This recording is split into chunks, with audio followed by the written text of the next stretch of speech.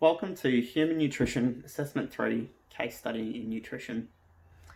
Today we'll be identifying dietary assessment methods that are utilised to record the dietary intakes of participants over periods of time, which are, with the data collected, we can then make practical recommendations and suggestions on their dietary intake and how they can better align with the Australian Guide to Healthy Eating and Australian dietary guidelines. First, we will discuss two different variations of dietary assessment methods and any general issues encountered with these dietary assessment methods. We will then discuss the strengths and limitations of these methods, and from here, then be able to assess the participants' current dietary intake as from our examples from using these dietary assessment methods. We will compare their intakes to the Australian Guide to Healthy Eating, and then also from their nutrition assessment compare waist circumference and body mass index to the current guidelines for body mass index and waist circumference. We will discuss any issues encountered from our nutrition assessments of the participant in relation to the general issues encountered with food assessments, and then we will also make practical recommendations and suggestions for the participant to better align their diet with the Australian Guide to Healthy Eating and Australian dietary guidelines.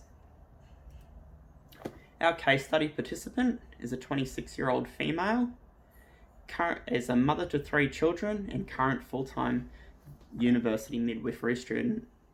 The participant is currently lactating to her 9-week-old child, and which consists of a mixed breast and formula feeding. The participant is not currently taking any supplements or medications, and the medical history of the participant is that on 3 occasions, on each of her 3 pregnancies, she was diagnosed with gestational diabetes mellitus, GDM. The participant, as also a result of a biopsy and endoscopy, has been confirmed that she is lactose intolerant. Participant, through pregnancies, has also been identified that she suffers from low levels of iron and iron stores or ferritin stores, and currently also has an allergy to codeine. Dietary assessment methods. The 2 assessment methods that are discussed here and utilised within the case study for the participant were a 3-day food record and a 24-hour food recall. The 3-day food record, it's utilised and aimed to capture the current short-term diet of participants. 3-day food records can give us the opportunity as interviewers to identify any food patterns or food behaviours that the participant may have, and give us a general overview of what intakes of food they are consuming and how they align with current recommendations. 24-hour food recalls, as the name suggests, this is a dietary assessment method that only collates data on the dietary intake of the participant from the 24 hours prior. So it can be very limited. The accuracy around collating data on both these dietary assessment methods can have some variance. So a lot of individual factors can play on obtaining accuracy from these food assessment methods, and that can come down to age, memory, retrospective recording, so not recording in real time, any commitments and motivations that the participants have to completing these 3-day food records and 24-hour food recalls, and any ability to record detailed information. So we don't want just, we had a sandwich for lunch, we really need, all right, did you have 2 pieces of bread? Was there how many grams of ham or cheese, slices of tomato you might have had on it? So it needs to be specific so we can our suggestions and recommendations can be tailored best possible to increase the health of the individual. It also comes down to the usualness of their diet. Especially with the 24-hour food record, it can be quite difficult to obtain from one day just how usual their diet is. There is more potential, however, for the 3-day food record.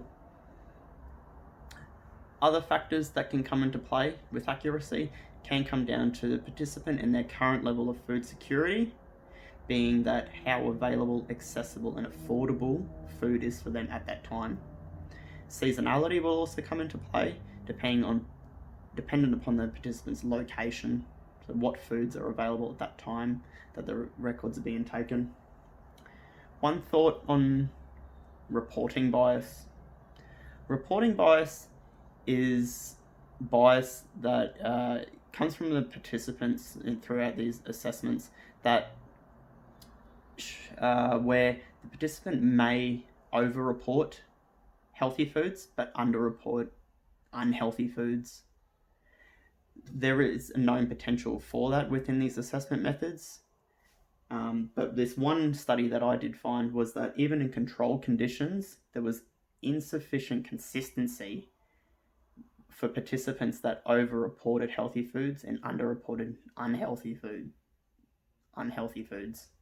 So, yes, it may be present, but may not always be the case.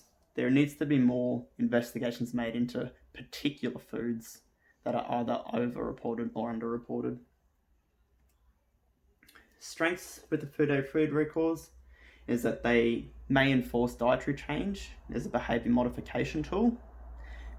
By writing down what you have on a day-to-day basis may make you reflect on your dietary intake and may make you think to, maybe I might change these behaviours, and yes, I'm probably not eating enough nutritious food. So it's that self-reflection that may enforce behaviour change. And it does, being that it is a live recording, it does rely on measurements and estimations rather than memory. Limitations can be that the 3-day food records, they are self-administered and you are delivering this 3-day food record for the participant to have the responsibility to take it home and record themselves, is that they may be some reactivity involved. Now, when we say reactivity, we mean that the participant is well aware that they are being monitored and that the information will be used to make assessments on their diet. So they may change the results a little bit. So possibly not note down a lot of discretionary foods that they may have consumed. So if they had a large Big Mac meal, they might only say they had a small one. And also whether if they had a salad sandwich, they might increase that to having just one a day. They might have had more healthy foods than they actually consumed. So they may bluff the results a little bit. Limitations that there are some reporting bias, as we mentioned before, with the 3-day food records. It still could be recorded retrospectively. So if the participant is busy throughout the day, they've recorded it in the morning, been out for the day, forgot to take the food record with them, come home, then they've noted the information down, there can still be potential that will happen. And it can be quite burdensome for the participants. After day 1 and 2, by day 3, they might find it's becoming a bit of an annoyance, I would supposed to say, for the participant to complete. So it's their motivations behind these assessment methods that will keep them engaged. And 3-day food records, they do require to capture usualness, so it's very beneficial that we have, if, for example, it's through the participant does work through the week, it would be ideal to have recorded a Thursday, a Friday, and then a Saturday to get some, like at least 2 of their usual days, and then a weekend which might have a little bit of variance in what they eat. Similar for Strengths and limitations for 24-hour recalls. I didn't find too many strengths with food recalls, as they're so limited to how much data you can actually obtain from them.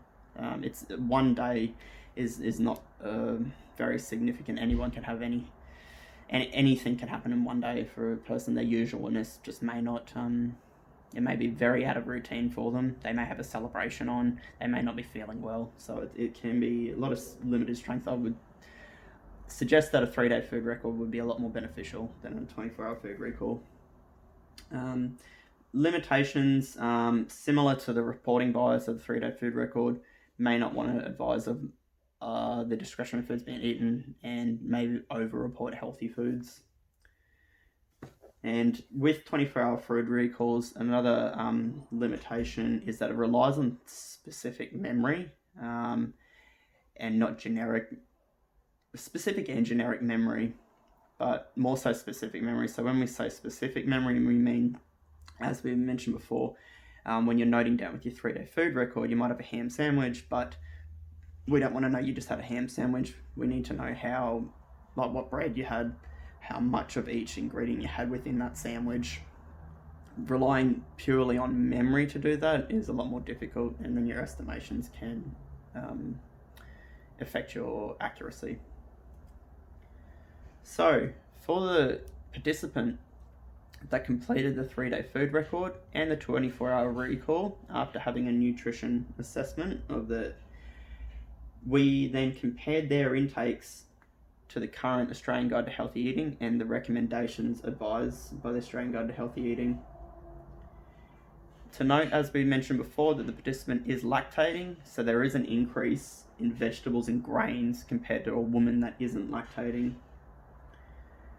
Now, across the 3 days and the 24-hour food recall, we can see that the discretionary food intake was well over the recommendations, that the fruits and vegetables and grains were well under the recommendations. The fact that the participant is lactose intolerant as well may be of concern, will be of a concern for their calcium intake, and it does, whether they do avoid dairy foods because of that lactose intolerance, but that's going to affect our calcium intake. But it was that the dairy wasn't met, or milk and the cheese or any dairy alternatives weren't met either. Lean meats as well, there was only 1 day where that was met. On one of the days there wasn't even any intake of that at all. The participant meeting the Australian dietary guidelines as well, not just in relation to the Australian Guide to Healthy Eating.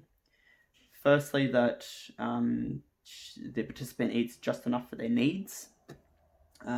Potentially may not happen because of the high discretionary food intake and low nutrient dense, low energy food intake.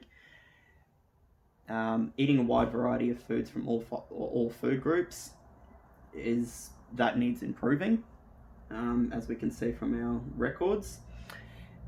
Limit discretionary foods definitely needs to be limited, as we can see with our high intake of discretionary foods. Promoting breastfeeding, promoting and encouraging breastfeeding, the participant does do that, and storing the participant's food safely as well. The participant hasn't been ill of late, especially in regards to any food poisoning or anything, so it's not of concern. So only meeting 2 of those guidelines would be suggested to change dietary patterns to better meet those guidelines. Without changing those dietary patterns, there is a potential with the history of gestational diabetes mellitus and also with the family history of type 2 diabetes, that potentially this participant would be at a health risk for developing type 2 diabetes mellitus later on in life. And also with concern to the lactose intolerance, the participant needs to be aware of potential effects of calcium deficiencies, especially whilst lactating, and also taking that on for later on in life when menopause will be present. So we need to be looking at it to prevent any future presentations of osteopenia or osteoporosis. Health risks as well, as we've mentioned before, participant does have a history of low iron levels and iron stores, so to try and prevent any anemia, we need to be increasing our iron intake as well. So we compared the participants' nutrition assessment to the body mass index and the waist circumference guidelines for the Australian population. And with the body mass index, we calculate body mass index by obtaining the participants' we obtain the participants' weight in kilograms, and we divide that by their height in meters squared. So it was 70 for our participant. It's 76 kilos divide 1.66 meters squared, which gives us a number of 27.92. Within the index, that has the participant falling within the overweight range. For the waist circumference of the participant was 91 centimeters. Now for a waist circumference over 80 centimeters for women, that places the individual at a greater risk of heart disease and stroke. The issues that I encountered during my case study was that memory was a factor that presented with the 24-hour food recall. The participant on the day of the recording of the food recall, of the day where the details were trying to be obtained from the food recall, the participant was also going through a university exam that day. So I think the following day to them obtain that information, the brain was probably still a little bit foggy as to what events had transpired the day before, and especially in regards to their food intake. So there was a little bit of social factor or environmental factor that played into that, and the lack of memory. The commitment as well with the 3-day food record was a factor, as the participant by day 3 was finding it quite burdensome. The strengths that I found, that, as we mentioned before, were evidence-based, that it may impose that behaviour change by writing down what the diet was of the participant. The participant found that there was a requirement to limit the discretionary foods and increase more foods, as advised by the Australian Guide to Healthy Eating. I found that the live recording of the 3-day food record definitely assisted obtaining more accurate results. And I found, this is my subjective view, but there wasn't any signs of reactivity or reporting bias. The participant was very open and honest on the fact that the discretionary foods were high, that there was very limited to no fruit intake, and that the vegetables, grains, dairy alternatives, lean meats, all for their were all very limited, and knowing well that those, by consuming those foods, that would assist their calcium uptake, their iron uptake, their protein uptake, their carbohydrate intake, so there was quite a lot of, I felt subjectively there was quite a lot of honesty there, so it didn't affect my results too much. Limitations, food wasn't weighed, but it was estimated, so that can definitely impact the accuracy of our results, and to show how much energy is actually being consumed. And I found that even limitations for myself as an interviewer there was difficulty with going through the multiple pass method on the 24-hour food recall, as my experience with it is limited to none. So by increasing my skills and doing this on a consistent basis, that I'll be able to better, I can reflect on that and know that eventually, after consistently completing those recalls, that I should get better as an interviewer to obtain more accurate information. I found that the 3-day food record was probably the best dietary assessment method to utilise with this participant, because it gave me a better idea of their eating patterns, behaviours, and general overview of their diet, whereas the 24-hour food record really did not give me any significant information. Recommendations in regards to the anthropometric measures, their BMI and waist circumference, we would recommend that we attempt to reduce their waist circumference and BMI into a healthier weight range, but also give consideration to the fact that one, BMI is definitely a better tool to use at a population level, and two, currently while lactating, we don't want to be significantly reducing weight where it will impact the quantity of milk that we're providing to the infant. Some biochemistry suggestions. When we say biochemistry, I'm also focusing on what minerals and vitamins we need to be focusing on and consuming throughout our foods. And that was maintaining adequate levels of iron from protein sources, protein and plant sources, but also pairing that iron with vitamin C, so foods containing vitamin C, which will help the absorption of the iron and help rebuild those iron stores. Calcium, due to the lactose intolerance, we don't want to be avoiding dairy totally avoiding dairy, but at least having dairy alternatives and ensuring that enough calcium is within those dairy alternatives.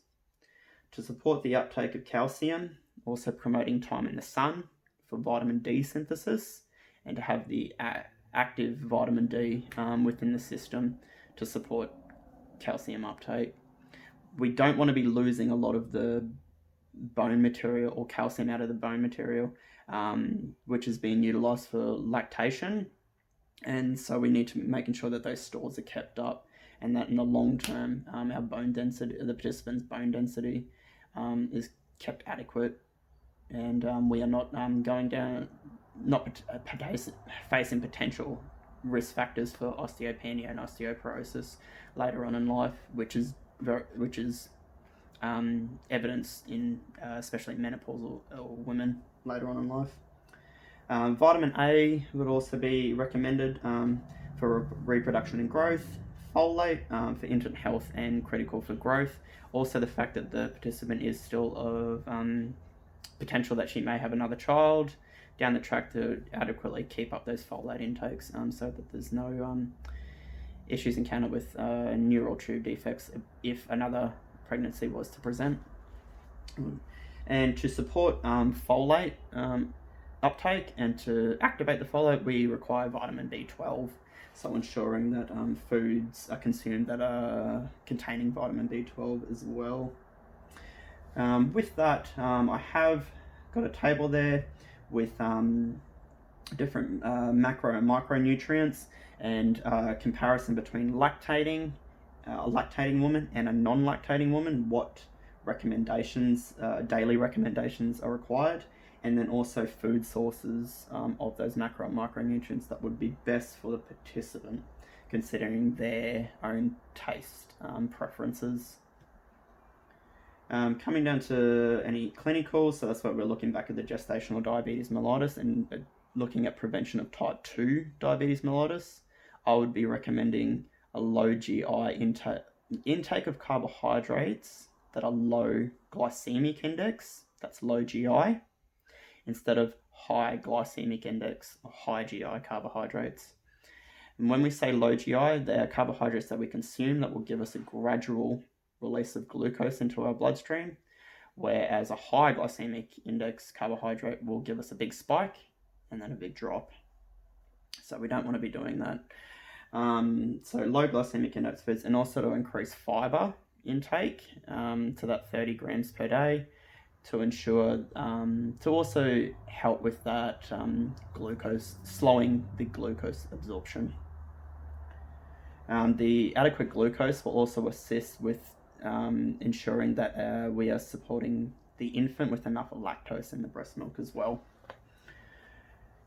Dietary modification, suggested to once we've adequately got we'd have to be assessed for adequate energy expenditure that would support the physiology of the participant, and also support the quantity of breast milk for the infant, but if we could obtain that a number of kilojoules per day and be in a deficit to reduce weight, one thing that might assist with that is different portion sizes, so that we're not overeating on our foods. And through that kilojoule intake or kilojoule deficit, recommending a low-fat, high-protein diet, so that we are supporting cell growth and repair. It is already recommended that 14 grams per day is added on top of a current woman's intake if you are lactating. So that's why I would go for that macronutrient distribution range. And then also with any fats that are included in the diet, suggestive of unsaturated fatty acids and limiting or removing saturated fatty acids, so utilizing extra virgin olive oil. And in particular, because the participant doesn't consume much seafood, placing a focus where possible on omega-3 fatty acids, which will not only support their health, but also the health of the infant. So potentially whether that comes in the form of flaxseed or omega-3 enriched eggs. The environment that the participant is incorporated within, so the fact that she does have a young family, so 3 children and a husband, incorporating more social meals and getting everyone on board with the healthy eating recommendations, so increasing more nutrient dense, low energy foods over discretionary foods. So doing it as a team environment would assist their health. So to keep it, to assist their creation of making good health behaviours and habits. And also the fact that she is a university student, planning and preparing meals so that in times where time is limited with university and family, that something is quick and easy to grab, but also nutrient dense and not a discretionary food. Food security was identified with the participants, so shouldn't be any issues encountered with being able to access, afford, or have available nutritious, nutrient-dense foods available to the participant to increase their healthy behaviours. The psychological impact or psychological factors that we can look at with the participant is to really start to look at our what we call satiation cues or feelings of fullness. So taking the time to eat our meals, ensuring that if we've got a big plate of, half plate of veggies and a good source of protein, and some more low glycemic index carbs there, we take the time to eat a meal like that, we should be able to carry it through and be satiated or feel full for that longer period of time, carry us through to that next meal, whether that be breakfast into lunch or lunch into dinner, and so that we're not picking up anything that's discretionary between or eating over our required amount. So also when it comes down to meal planning, meal prepping, making sure if we're about to do the food shopping, have a bit of lunch or breakfast beforehand and then go do the shopping, which will limit us grabbing up quick or discretionary foods off the shelves. There is a home garden or veggie garden, so use fresh vegetables where possible there, and just get some time in the sun too.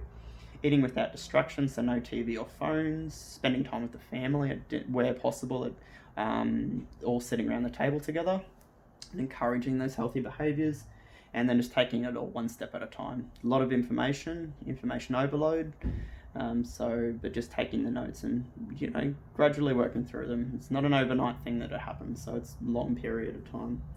Increasing physical activity would also be suggested, so focusing on aerobic exercises, strength building, resistance training, and also some flexibility. So a good mix of each, so whether that's doing some weight work, some cardio, and then also some yoga or Pilates, and whether that's one or two of each during one or two of those exercises per week, then so she might go for 2 walks and then 2 bouts of resistance training and 2 bouts of yoga, essentially, which some of that you can do at home if you get resistance bands and You know, the participant already does like going for walks with her dog, and then, you know, you can do yoga in front of the TV with some YouTube or something that it may be. Which that will also assist with feelings of wellness and also improve the participant's mental well-being, which can potentially then put more factors in place, which will help the healthy behaviours and eating patterns. So it's not just for the physiological benefits, but for the psychological benefits too. The history of gestational diabetes mellitus and risks for type 2 diabetes mellitus, the physical activity will also assist with insulin sensitivities. Sleep, of course, we recommend to sleep for everyone, but with a 9-week-old and 2 other children, it's rest where you can. Get as much rest as possible, but we know there are limitations with that. But something that will assist with the rest is to limit screen time, so that's whether on the phone or the TV. So yeah, turning those up before going to bed. So just knowing as well that insufficient nutrient intake overall will not, for the health of the infant, will not affect the quality of the milk, but the quantity of the milk. So the participant needs to be aware of that, so then her nutrient intakes are not only affecting her, but also affecting the young one. And with all this, and making recommendations to try and better align with the Australian Guide to Healthy Eating, nutrition knowledge alone will not change the behaviour, but change the behaviours of food intake. So we need to look at it from that holistic view, and that we are aware of what nutrients we need to be intaking, but we need to be working a lot of other factors, whether that's psychological, physical activity, sleep, and what environmental and social factors come into play. To conclude, we'll run through some dot points that participants should take away as suggestions and recommendations, and that's reducing the intake of processed foods, including more fruits, veg, whole grains and fibre, consuming dairy alternatives with a focus on calcium intake and meeting adequate calcium levels, choosing lean cuts of meat to support our high protein and iron intake, continuing to consume legumes, consuming unsaturated fatty acids, and if we can, omega-3 enriched foods. Focus on increasing the carbohydrate intake, but also ensuring that they are of low glycemic index, categorized as low glycemic index, not high glycemic index. We've mentioned about the protein, but yeah, and to either just no intake of alcohol whilst lactating. Continue, the participant has a very high water intake as it is, so to continue with that high water intake, it wasn't a concern as per evidence of the food records and recalls, so continue with that. Ensure where we can to get exercise and rest, and no drastic weight loss. We want to have a gradual weight loss, at least over a period of 6 months. Definitely not something we want to be dropping off whilst we are lactating. All right, thank you very much. This here is my references. Here is my 24-hour food recall nutrition assessment. This is my 24-hour food recall. And finally, my 3-day food record.